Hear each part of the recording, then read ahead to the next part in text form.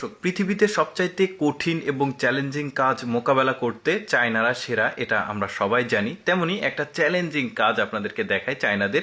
এই রাস্তাটাকে একটু ভালোভাবে লক্ষ্য করে দেখুন, সমুদ্রপৃষ্ঠ বা মাটি থেকে কতটা উচ্চতায় রয়েছে এই রাস্তাটি কিন্তু একদমই দুর্গম একটা পাহাড়ের উপরে তৈরি করেছে তারা।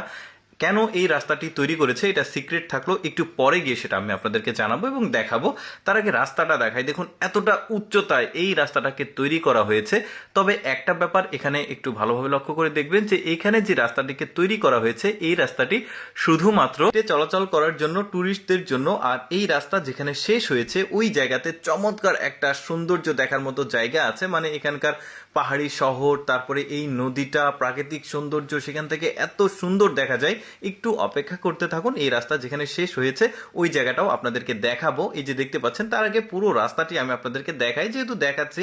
আর এখানে এই রাস্তার যে সুযোগ সুবিধা সেটা রয়েছে, মানে মনে করেন যে সিঁড়ি বেয়ে বেয়ে উঠে যেতে হয়, কখনো নেমে যেতে হয়। পাহাড়ি রাস্তাতে যাদের চলাফেরা করার অভ্যাস আছে তারা কিন্তু জানে যে এই ধরনের খাড়া পাহাড়ি রাস্তাগুলো কখনো ওঠা কখনো নামা, এটা কিন্তু শরীরের জন্য অনেকটা এনার্জি লস হয়। তবে এরা এমন একটা সিস্টেম করেছে, একটু পর পর রেস্ট নেওয়ার জন্য জায়গা তৈরি করে রেখেছে। তারপরে বিদ্যুতের সুবিধা, চার্জিং এর সুবিধা, এভরিথিং রয়েছে। এই যে দেখতে পাচ্ছেন এখানে এই ঘরগুলোতে আপনি চাইলে রেস্ট নিতে পারবেন। তারপরে খাবার ব্যবস্থা রয়েছে, সেগুলো আপনারা খেতে পারবেন। এই যে দেখতে পাচ্ছেন, তারপরে সৌরবিদ্যুতের ব্যবস্থা রয়েছে। আর চিন্তা করে দেখুন, এইরকম একটা দুর্গম জায়গায় এইভাবে রাস্তা নির্মাণ করা পৃথিবীতে কিন্তু খুবই বিরল। এই কাজগুলো সাধারণত চায়নাদের পক্ষেই সম্ভব। চায়নারা কিন্তু এই ধরনের দুর্গম রাস্তাগুলোতে, মানে দুর্গম জায়গাগুলোতে রাস্তা নির্মাণ করতে একদমই এক্সপার্ট। তারা যে কোনো চ্যালেঞ্জ মোকাবেলা করতে আসলে খুবই পছন্দ করে। যেমন এই রাস্তাগুলো নির্মাণ করতে, শুধু রাস্তাই না, যে কোনো বিল্ডিং স্থাপনা তারা কিন্তু পাহাড়ের ভাঁজে ভাঁজে, যেহেতু পুরো চায়নাটা আসলে অনেকটা পাহাড়ি অঞ্চল ঘেরা আর কি, অনেকে জানে। দেখতে পাচ্ছেন কি চমৎকার ভাবে এই রাস্তাটা নির্মাণ করেছে। শেষে রয়েছে চমকপ্রদ একটা সৌন্দর্য দেখার মতো জায়গা। এই যে দেখতে পাচ্ছেন এখানে এই ঘরগুলোর মধ্যেই কিন্তু আপনি চাইলে একটু একটু করে রেস্ট নিতে পারবেন। আর আরেকটা ব্যাপার আমি আপনাদেরকে জানিয়ে রাখছি যে এখানে একটা জায়গা রয়েছে যেখানে গাড়ি নিয়ে সোজাসুজি ওপর পর্যন্ত আসা যায়, কিন্তু এই চিকন রাস্তাতে চলাফেরা করা যায় না। সামনে এখন যে পয়েন্টটিকে দেখছেন ওই পয়েন্টটিতে আপনি গাড়ি নিয়ে একদম চলে আসতে পারবেন ওপর পর্যন্ত, কিন্তু গাড়ি নিয়ে এই চিকন রাস্তাতে চলাফেরা করতে পারবেন না। তো যারা একটু ট্রেকিং করতে পারে না বা হেঁটে চলাফেরা করতে পারে না তারা এই পর্যন্ত আসে, তারপরে এখান থেকে আবার যাত্রা শুরু করে। এই যে দেখতে পাচ্ছেন চিকন রাস্তা চলে গেছে সিঁড়ি বেয়ে, কত মানে নিচের সৌন্দর্যটাও কিন্তু বেশ চমৎকার। আর তারা কিন্তু খুব প্ল্যান করে এই পুরো রাস্তাটিকে তৈরি করেছে। আচ্ছা, শেষের যে সৌন্দর্য একটু সময়ের মধ্যে আপনারা হয়তো বা দেখতে পারবেন, দেখতে থাকুন ভিডিওটা। নদীর পানির যে কালার, নিচের যে সৌন্দর্য, অনেকটা পৃথিবীতে সবচাইতে কঠিন এবং চ্যালেঞ্জিং কাজ মোকাবেলা করতে চায়নারা সেরা, এটা আমরা সবাই জানি। তেমনি একটা চ্যালেঞ্জিং কাজ আপনাদেরকে দেখায় চায়নাদের।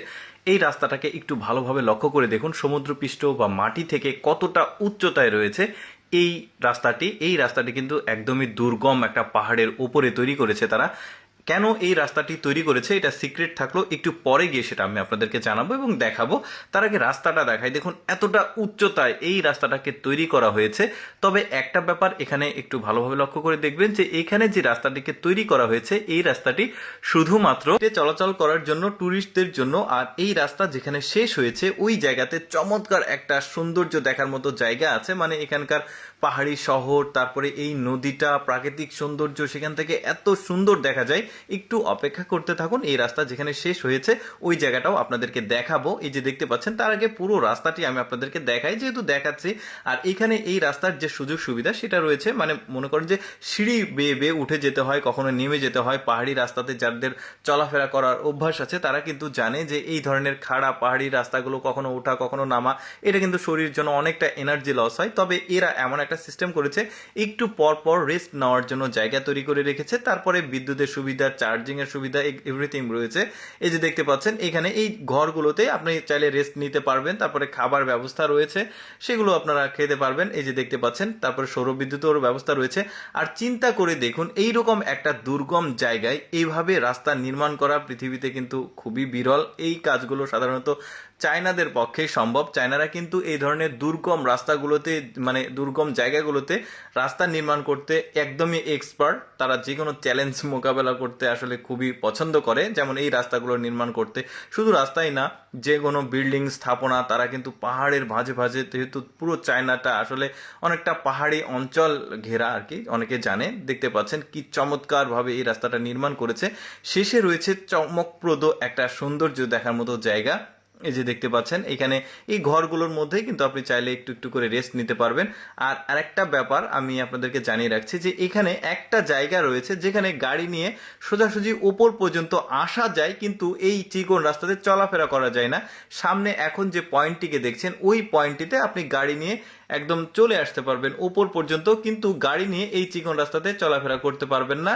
তো যারা একটু ট্রেকিং করতে পারে না বা হেঁটে চলাফেরা করতে পারে না, তারা এই পর্যন্ত আসে, তারপরে এখান থেকে আবার যাত্রা শুরু করে।